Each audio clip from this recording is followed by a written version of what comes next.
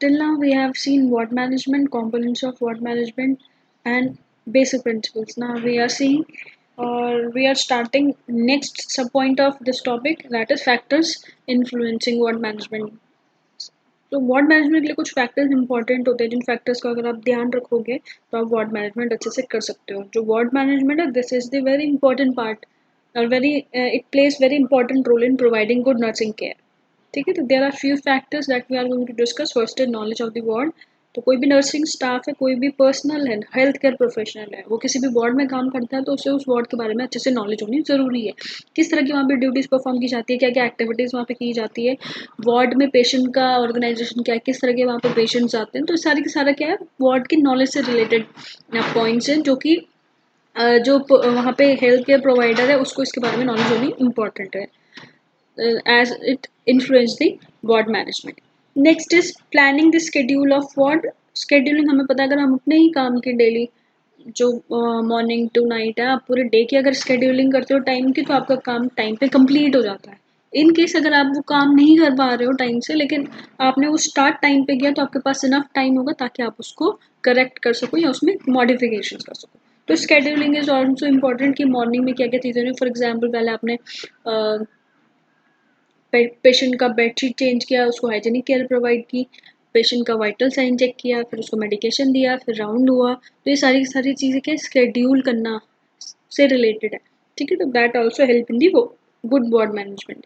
Next is starting the time on work. अब आपने scheduling तो कर दी, उसको स्टार्ट करना भी टाइम पे बहुत इंपॉर्टेंट है. ठीक है, अगर आप उसको टाइम पे स्टार्ट नहीं करोगे, नेक्स्ट टाइम में जो चीज़ स्टार्ट होनी है आपका क्या हो जाएगा, वो दोनों चीज़ें क्या हो जाएंगी, ओवरलैप हो जाएगी.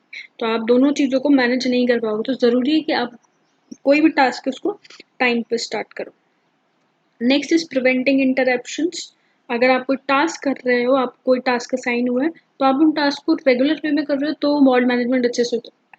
लेकिन अगर बीच में कुछ इंटरप्शन आ जाता है तो आप उस फंक्शन को नहीं कर पाओगे, और साथ ही साथ वार्ड मैनेजमेंट भी ढंग से नहीं हो पाएगा. फॉर एग्जाम्पल, आपको कोई ड्यूटी असाइन की गई है, स्टाफ मेंबर जो वहाँ पे हैं उनको कोई ड्यूटी असाइन की गई है, और एकदम से ही कुछ भी कोई भी क्रिटिकल सिचुएशन हुई, या फॉर एग्जाम्पल कोई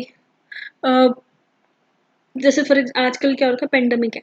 ठीक है, तो उन सिचुएशंस में क्या है, जो रोल उन लोगों नर्सिंग स्टाफ को असाइन हुए होंगे, अब वो काम जब स्टार्टिंग में सिचुएशन स्टार्ट हुई थी पेंडेमिक वाली, ठीक है, तो उस टाइम पे उनके लिए थोड़ा सा क्रिटिकल रहा होगा कि किस तरीके से उसको मैनेज किया जाए, क्योंकि उनका जो डेली फंक्शनिंग है उसमें इंटरप्शन हुआ. ठीक है, तो उस सिचुएशन में उस टाइम पे जो वार्ड का मैनेजमेंट था वो पुअर रहा होगा. Next is establishment of ward routine. तो आपने अभी जैसे स्केड्यूलिंग की बात की, उसमें स्केड्यूलिंग में आपको वार्ड रूटीन डालने होंगे जो डेली करने ही करने. फॉर एग्जांपल आप क्या कर सकते हो, अगर आप एज ए हेड इंचार्ज या हेड नर्स काम कर रहे हैं, तो जो वहाँ पे स्टाफ मेंबर्स हैं उनकी ड्यूटीज असाइन कर दो बाकी की चीज़ों के लिए भी. जैसे जो भी ऑर्डर्स हैं उनको कैसे हैंडल करना है, राइटिंग रिपोर्ट क्या होनी, कैसे लिखी जाएंगी रिपोर्ट्स, साथ ही साथ इन्वेंटरीज कौन चेक करेगा, मेडिसिन का स्टॉक कौन चेक करेगा, उसमें जो एक्सपायर्ड मेडिसिन है उनको अलग करना हुआ.